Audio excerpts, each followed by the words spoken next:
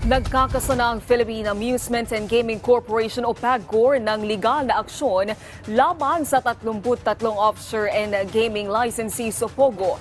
Ayon kay PAGCOR Chairman at CEO Alejandro Tegco, lumabas sa kanilang records na may hindi nabayarang fees ang naturang mga POGO na umaabot sa higit 2 bilyong piso.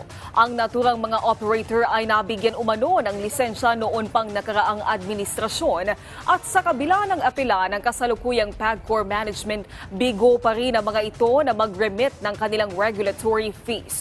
Kabilang sa mga hahabulin ng ahensya ay ang mga operator na umalis ng bansa at kahit ang mga nagsara na. Pagtitiyak ng PAGCOR, mahigpit na ipatutupad ng kanilang ahensya ang regulatory policies sa lahat ng kanilang gaming entities tulad ng offshore gaming operators at service providers. At kabilang dito ang tamang pagbabayad ng license fees at buwis.